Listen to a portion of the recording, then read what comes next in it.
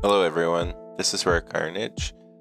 Today I thought I'd put together a video demonstrating how the install process is done with the CRUIZCAB Playnite build. So once you've extracted your build in a root of a drive, example C drive, E drive, you're going to want to run this tool launcher tool. But you can also at this moment take these three apps and go ahead and create a desktop shortcut for the apps, and that'll help you just use them a little easier without having to open the folder each time. So you have your three applications right here, and the last one is right up there. I'll just bring it together, and we'll go ahead and we'll launch the CRUIZCAB tool launcher to start. So I tried to break this down a little bit easy and have the tool kind of manage the blunt of the work.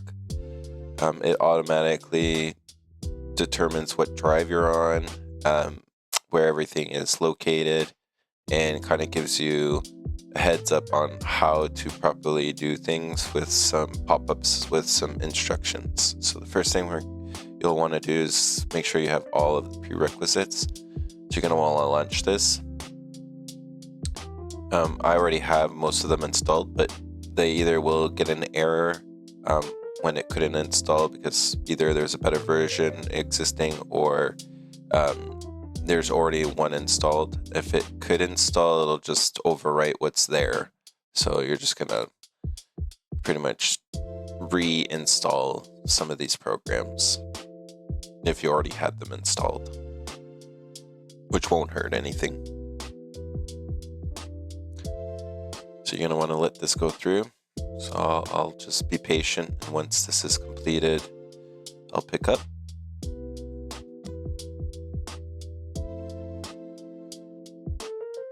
I've already installed this, but I'm going to go ahead and cancel for the setup, but do install this.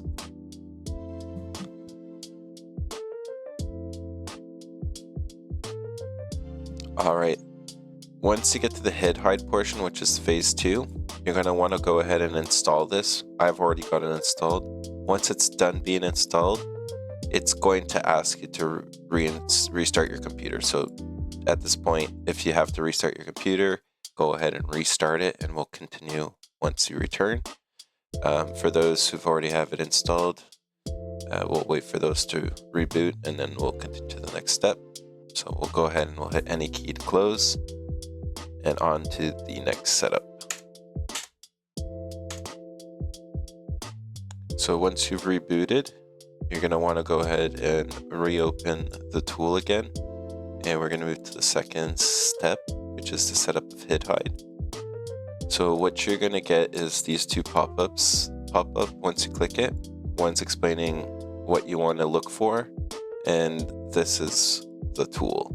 So you want to add these three right here, make sure they are added, which is these first three.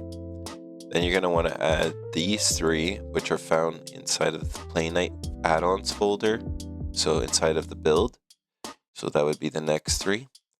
And then you're going to want to add in anything that has relation to your wheel. So any launch program or program that app that might be used by your wheel. So for me, it's these two for the Moza, but that might be different for Logitech or for Thrustmaster. So do consult your owner's manual or use the software that was provided to you for your wheel and reflect that on which application you need to use. You can always reach out to me, Rare Carnage, and I'll guide you. The next step, it's saying tab 2, you want to go to devices, and you want to just tick off each device. And once you've done that, you're okay to close this now. Don't need to do anything else. So once you're done, hit done. Next thing you're going to do is hit the update drive path. This fixes a few things within the build that can't be done automatically. So if they needed to, these would have been updated to the proper drive letter. The next thing you're going to do is fix the bezels. So there's a few applications that run Reshade, but the version of Reshade that I'm using is a very specific version that doesn't have these really annoying pop-ups each time you load your game, which is press home to access the configuration. So to avoid seeing this, and we use this version, but this version for some reason doesn't pass over well from computer to computer because some files are saved internally on the first install. So what you're going to want to do is click the browse button. You're going to want to go into the Playnite folder. So look for your Playnite folder. Say mine's right here. Going to go to the emulation folder, the emulators, and you're going to look for these 5 emulators. So let's go in order. We're going to go Dolphin Triforce, and you're going to click Dolphin. You're going to hit open, hit next. Make sure go to Vulkan, hit next, and then once you hit next here, it's going to install. And then don't hit finish right here, just to be able to do them a little bit quicker. Just hit back, browse, and repeat. So the next one would be Flycast Autonomous Wave. Go ahead and click that, hit open, next, Vulkan, next, back, browse. You're gonna go to Naomi. Essentially, you're rinse repeating this for the different ones in this one.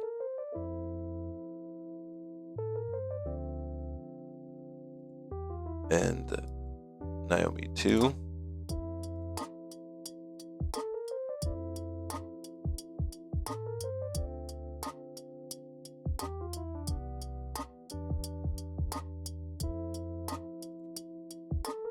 And for the last one, which is in the Technoparrot folder, and down over to play, and the play one, this one we're going to go with OpenGL.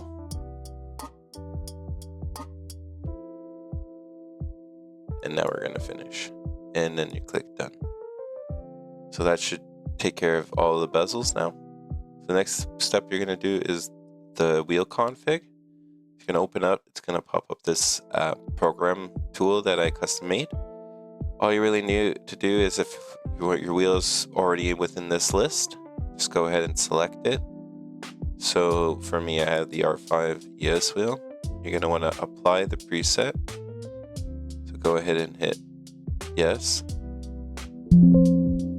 That's going to go ahead and update all the copies that we need here with the proper information. At this point, if you wanted to, you could open by clicking on any of these configs and hitting the open editor. If you really wanted to check what the macro is currently, it's on this tab right here, the last tab. And this is global across all JSONs. Your macro is your bindings of your wheel to the build.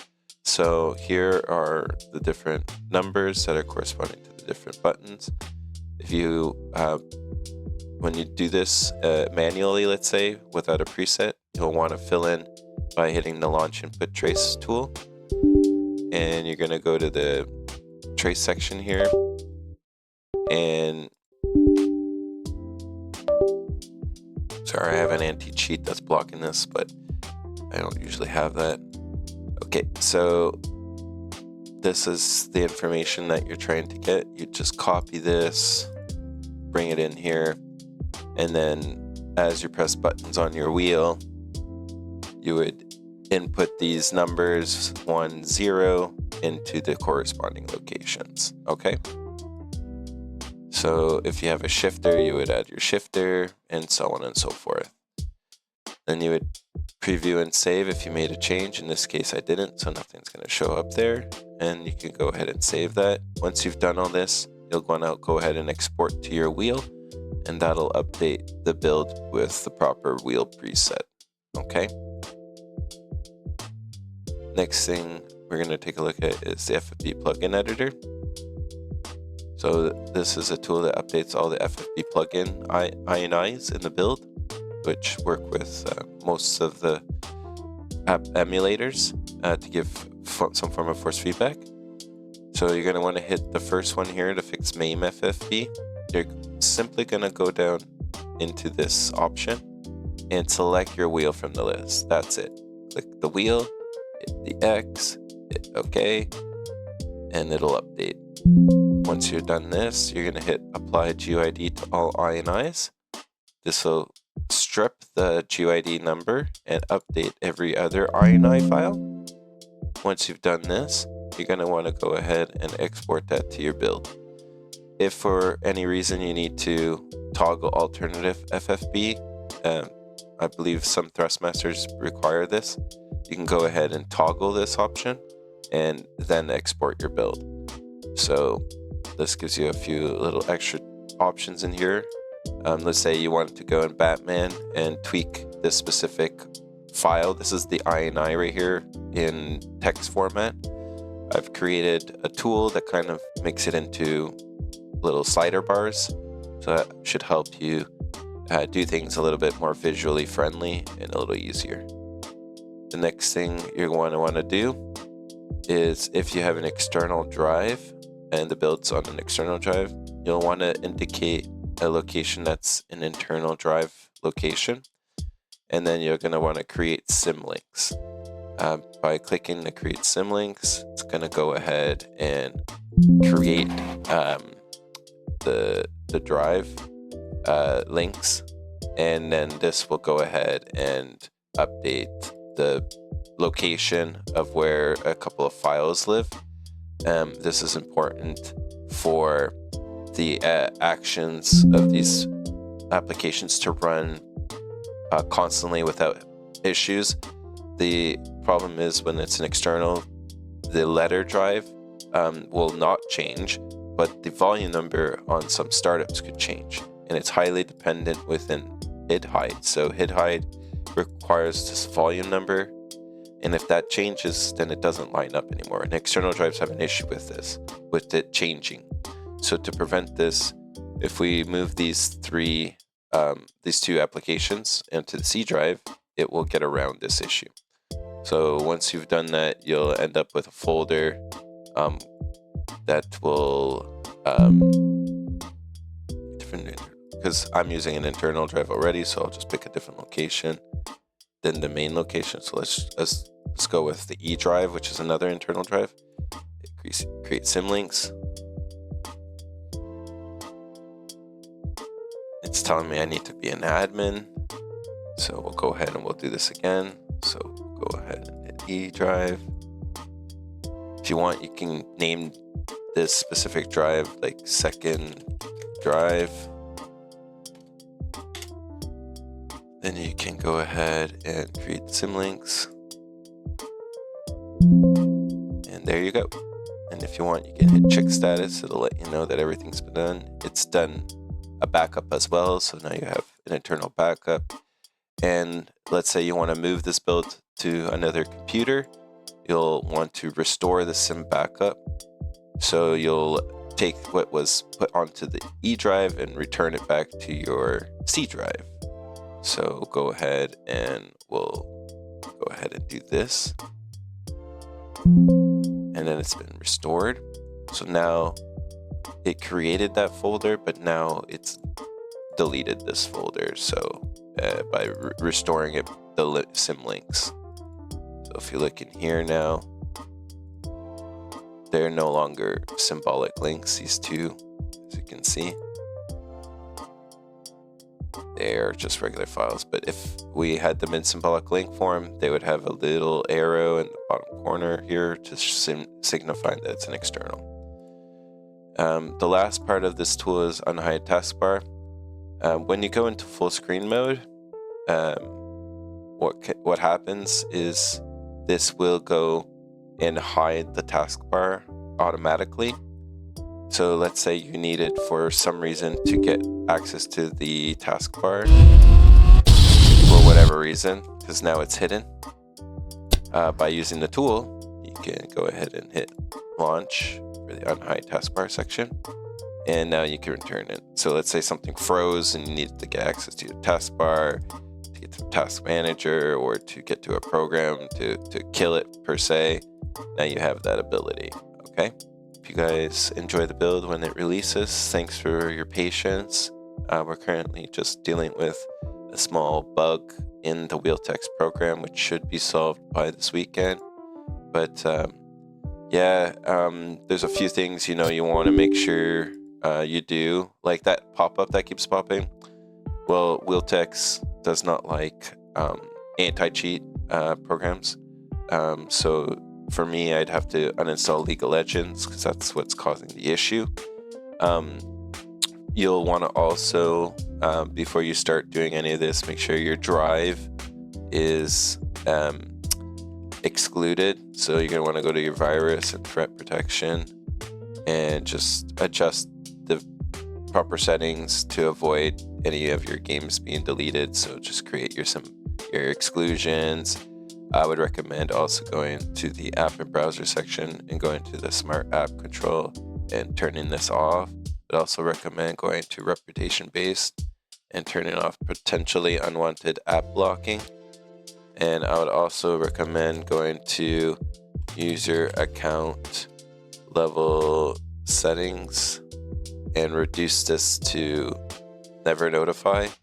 This will just reduce the amount of pop-ups that come up when you're launching a game or launching any of the tools, just explaining to you that this is a new program, new tool, new application, and are you sure you want to run this for the first time, etc., and just kind of speeds things along. So looking forward to releasing this to the public, and I hope you guys enjoy the build. It was nice hearing all of the kind words in the Discord and on the YouTube, and I appreciate everybody's patience as I develop this. Thank you. Cheers.